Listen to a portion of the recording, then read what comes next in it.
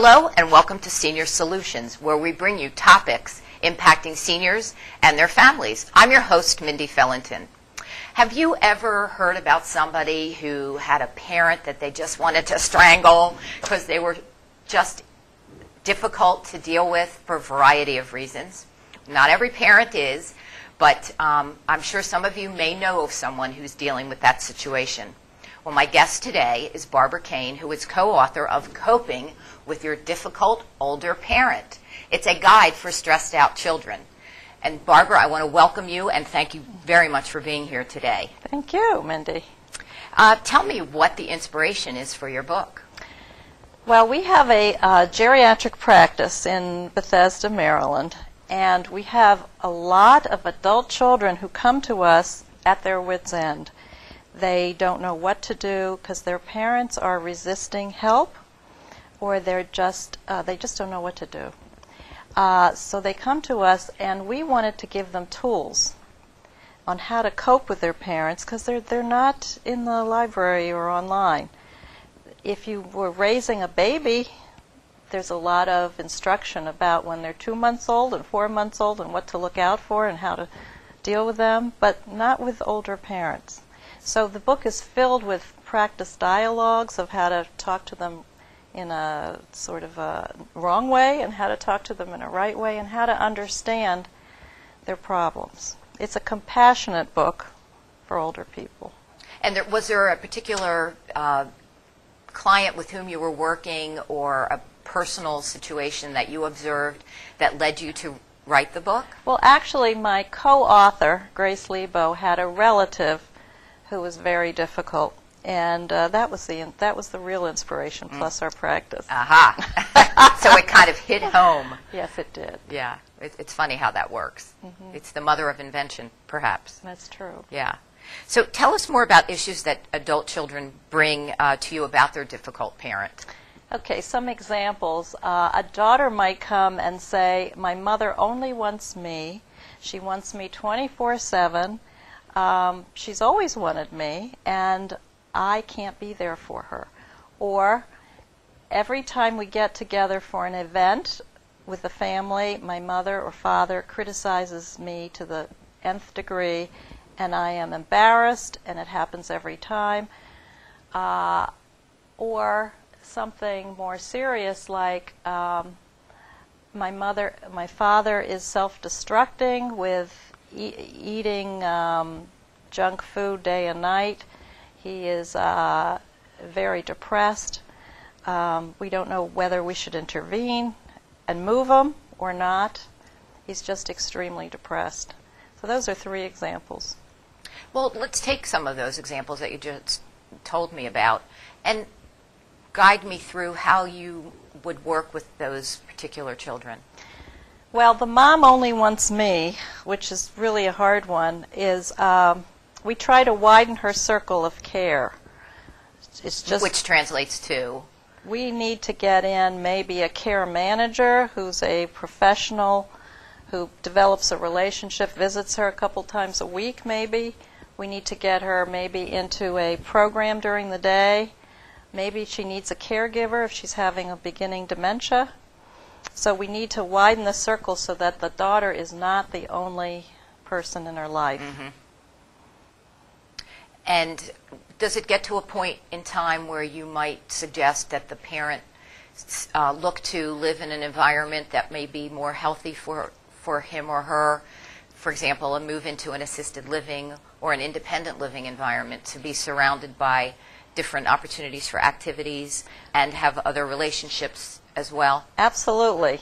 But most of the time, the people that we're talking about in the book do not do well and don't want to change their environment. They resist it because they have what I call a rigid personality structure where they're not adaptable. Aging requires a lot of adaptability. It requires you to cope with all these assaults of aging, like now I have to use a cane, or now I have to use a walker, or now I have to move. And these adaptations, they're like allergic, difficult people who have been difficult all their lives are allergic to some of these aging the aging process. So it gets it gets exacerbated by the aging process. Exactly. All of those difficult things just blow up. I have to tell you, Mindy, that the book is only a subset of older people. Most older people that are listening to your program right now are probably not difficult at all, and we don't even see them in geriatric practice. I'm talking about people who are very, very negative, critical, see the world in black and white. They don't see the grays of the world. They're self-destructive, they're fearful, and they're very controlling. So these are a subset. You all that are listening or that are seeing the program probably know somebody that is like that. Right. We all know people like that. Yes.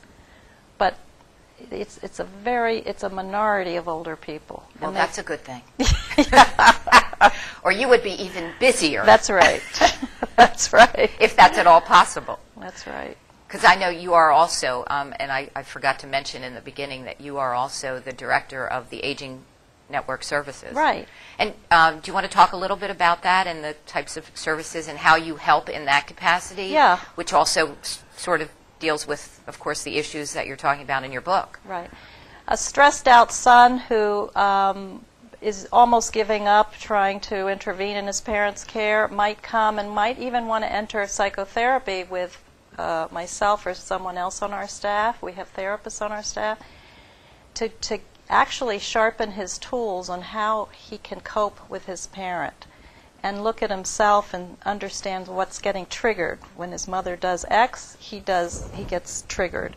So entering therapy is one service. Another service is that we have several care managers who are all social workers, and they have a small amount of people to visit, and they go and visit, take the people to doctors, sit in with the doctor, select caregivers, and sometimes mediate between the difficult parent and the son by again having a mediator kind of in between. Yeah, I know that I've sent several of my clients to work with you who have that situation going on. The parent and the child are having conflicts over living arrangements, etc. And so I've referred them to you for that mediation aspect.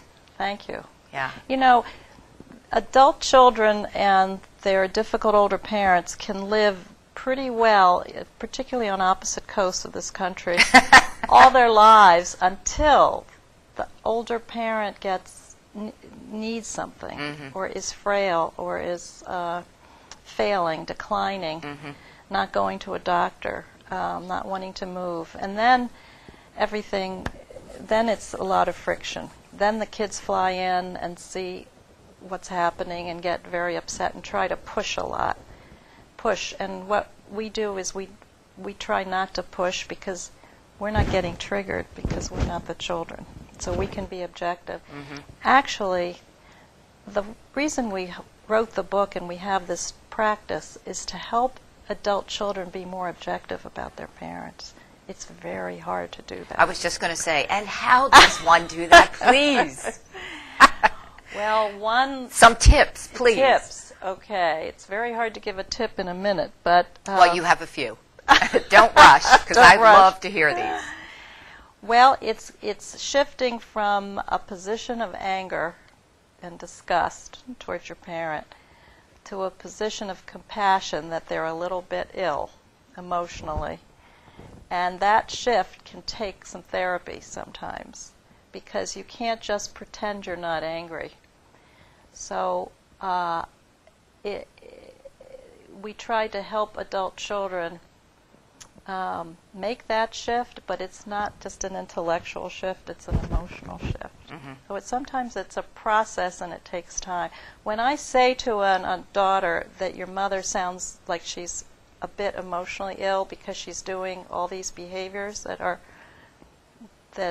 in our questionnaire in the front of the book. Yeah, I want to talk about that too. Yeah. At some point. When she sees these behaviors, she can actually see that her mother is a little ill. and it really helps, because when that same mother breaks her leg, she can recognize that she needs physical therapy and she needs help. The daughter can recognize it. But when someone has a difficult personality, they dismiss that mother can help. Mother can, if she tried hard, she doesn't have to be difficult. But it's an illness just like diabetes or heart disease. It doesn't get good press. It doesn't get enough attention because it doesn't have a cast around it. Right. It doesn't show, except that it shows. Yes. In relationships. Touché. Well said. Tell me about the questionnaire in the book that deals with what to look for. We divide difficult behaviors into several segments. One is dependency behaviors, and then we list like 6 under there. We list turn-off behaviors, like being very critical and being very nasty and seeing the world just in black and white. You're good one day, Mindy, and you're terrible the next day. So we divide them into behaviors rather than putting names on them, clinical social work names. We do it by behaviors. So we use that. Some people use it by their telephone, and when their mother is talking, they check what the mother is doing because they're trying to be more objective. I love that. This is invaluable, really, because it's a guidepost. Yeah. And I think it is a good, for me, it leads me to think that it's something that's more concrete. Like, okay, I'm not crazy, or am I being, as a child of an older parent, am I the one who's being difficult? Right. So this is really helpful. People that fill it out feel enormous relief, usually. Cathartic, as Yes. they say. But it's not just their situation. Yeah. Other mothers and fathers are like this. Yes, very helpful. And I meant to ask you, too, is some of this covered by insurance, some of the services you offer? The psychotherapy for an adult child is partially covered by their health insurance. We actually do psychotherapy in older people's homes under Medicare that's completely covered. That's great to know. The care management, which is the person going out and helping them navigate resources, is not covered by insurance. Okay. But it's good to know that you're actually able to go to an older person's home. So I'm assuming 65 and older, and that would be covered by Medicare. Or they can come in the office. Are there other behaviors that you wanted to address that are in your questionnaire? Well, I think the most difficult behaviors are the controlling ones. No one likes to be controlled. But I want to speak to where these behaviors come from, if we have a minute. Well, you know what? We're about to take a short break, and when we come back, what we'll do is we'll start up with that. Great. Okay? Sound good? Yeah. Thank you. And we will be right back. Are you getting this, honey? Oh, prime time. We are rolling. All right, Mama's gonna bring it home. Mama's gonna bring it home. Okay. Come on, watch this guy. Oh, backwards! Oh, don't. Oh, It went into Bob and Carol's yard. Oh, no? Okay, here it is. oh Challenge your kids to be active and eat healthy. All right, let's see what you can do. Let's go. They might surprise you. Let's go. Search We Can for more ideas on how you and your kids can get healthy together. Welcome back to Senior Solutions, where we bring you topics impacting seniors and their families. I'm your host, Mindy Felinton, and I'm joined today by Barbara Kane, who's co-author of Coping with Your Difficult Older Parent, a guide for stressed out children. And we left off, Barbara, where you were going to start talking with us about why do these people develop these behaviors? Yeah. How does that happen? Well, what we think is that in early life, we're talking about 1, 2, and 3 years old, maybe 4 and 5. I mean, I'm talking very, very young. There's some either a big abandonment or separation or something that went wrong with their childhood development, and it usually has to do with environmental, like their mother or father left, or they got very ill and had to go to the hospital, or a series of tiny little neglectful kinds of treatment towards the baby. So it can be Interesting. a big event, like a hospitalization, or it can be, a series of, neglect or abuse, but not really reportable, just subtle, where the child gets stuck in their development. And that's why when I say some children see the world in black and white, some children do, they do in a very young age, but they go on to see the grays of life, But if they're stuck at that developmental stage, they see you are good one day, as I said before, and you are terrible the next day. And we have grandmothers who actually shun their grandchildren because one day the grandchildren go off to college, and to them it feels like an abandonment. So a lot of these difficult older people suffer from abandonment feelings all the time, and they can't help it. So when you disagree with them, it feels like an abandonment. When you leave their house, it feels like an abandonment. So it's hard to understand this. Yes, very complex. Yes, it is. And long-lasting, obviously. Well, it never goes away, so they don't change. So we get children who say, take my parents and fix them. And then bring them back. And we say, or maybe not bring them back, and we say, well, you're the one that needs to be changed. You have to change. You have more capacity to change than your parents. So these particular difficult parents have been difficult all their lives, and they can't change. They're going to die like this. But the children keep at it and trying to say the right things and trying to get their parents to come around, and get very depressed and frustrated until they finally can realize that the parents are going to die this way. And the children have to change. When I talk about children, I'm talking about people in their 60s. Right. They have to change. Yes, which is also not necessarily an easy thing. No, it isn't. Yeah. Well, in some circles that's young, and in some not so much. That's right. And lots of imprinting has been made, because I suppose it's that vicious cycle that I hear about, that your parent does the best they can because that's what they know, that's what they grew up with. So then the child, I would imagine, and correct me if I'm wrong, but the child is then pretty much imprinted with that same personality or behavior. But if they're not, they don't have to be carbon copies of their parents' personality. The ones that come see me usually, they're not as difficult, and they have more capacity in their personality to change, because they're coming for change. They're the ones that are coming for help. They want to change. Right. They have identified themselves. Right. Help me. That's right. Help me. And they also say to me, I never want to be difficult. Tell me how I can not be difficult. And I say, if you're coming here for help and you're coming to look at your own self, you're probably not going to be difficult. And they sigh with relief. Yeah.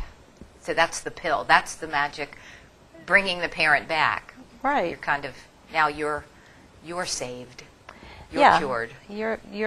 You're wanting help to look at yourself, and one reason you want to do that is not only to get along better with your parents, but your children are watching you.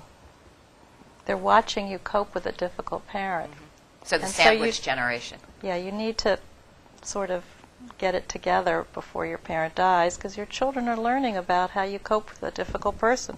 Because the children are going to deal with difficult bosses and difficult girlfriends and difficult boyfriends, and they're watching you and how you deal with your parent. So it's pervasive. It affects all generations. And this is probably not something you can readily answer, but I'm going to ask it anyway, and that is, can you give me, say, an average time frame that you're spending working with the children who are dealing with a difficult older parent? Just some sense. You mean in therapy? In therapy. I'd say a year or so.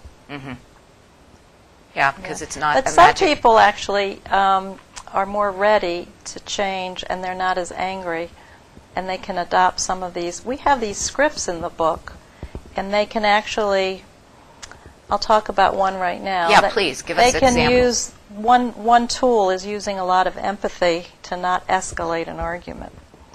So if an example would be, a mother is going to look at a retirement home, and she says, that retirement home is too far from my shopping.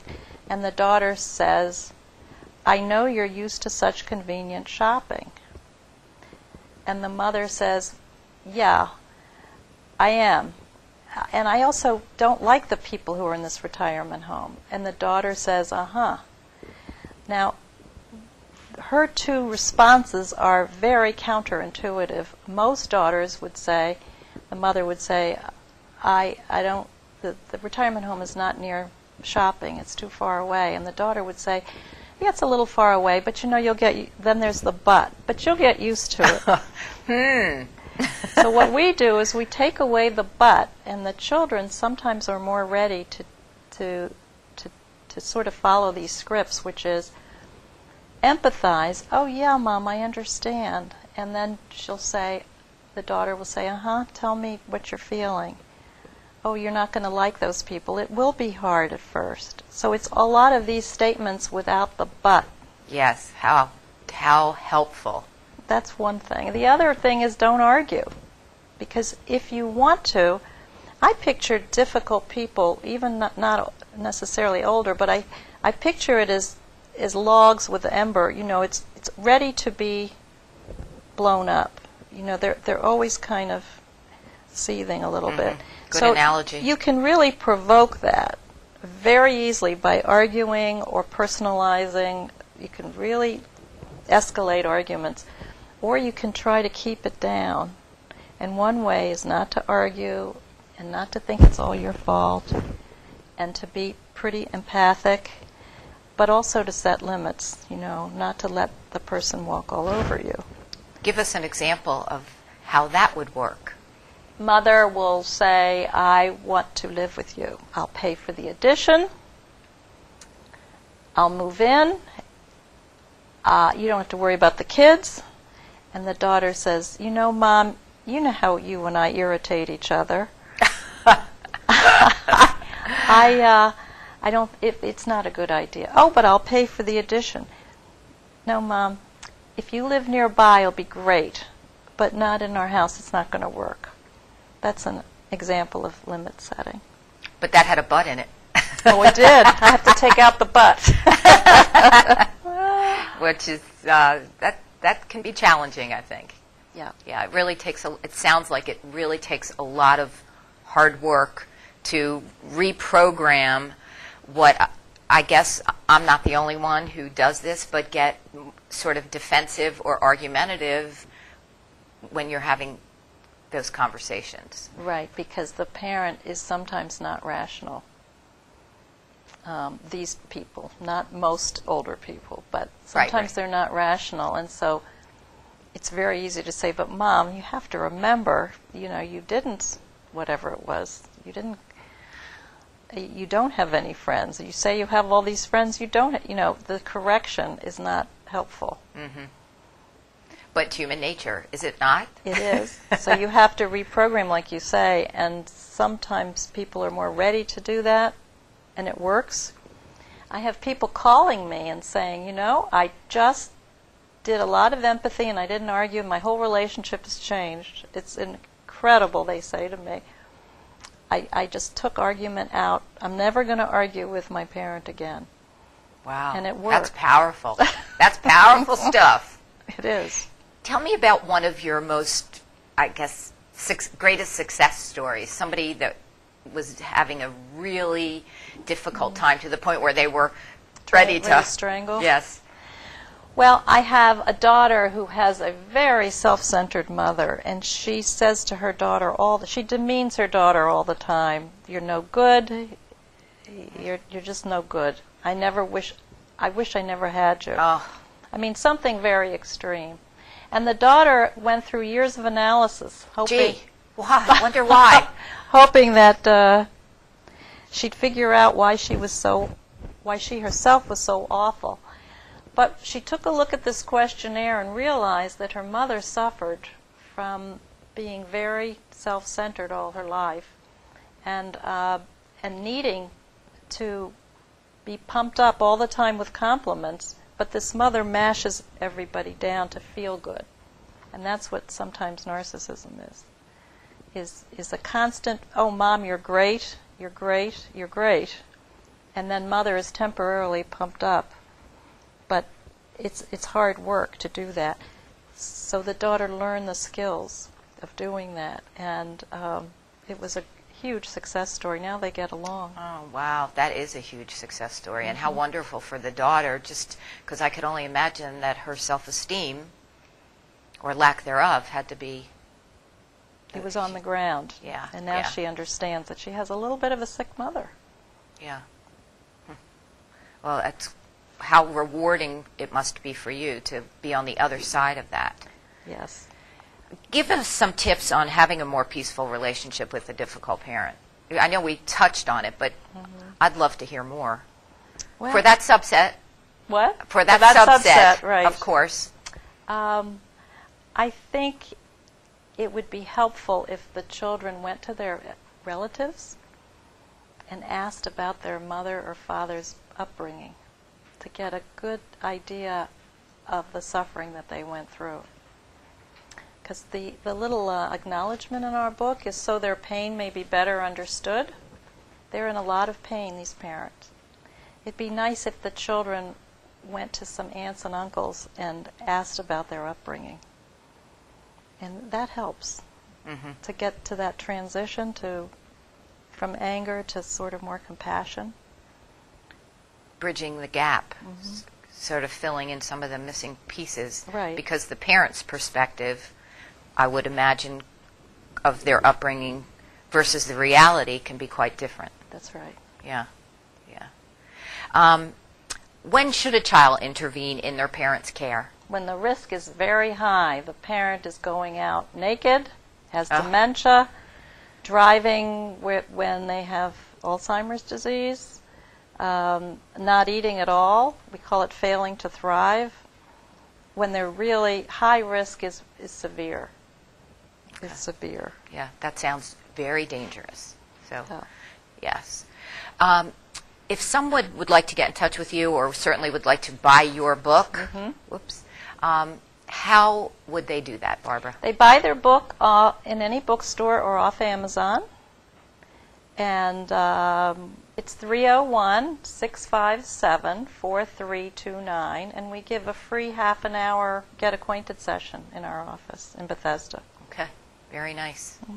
Well, I want to thank you very much for being here today. I found it very helpful for me to have a better understanding of the interaction that I see with my clients as well and their children. So, again, thank you so much for sharing. You're welcome, Mindy.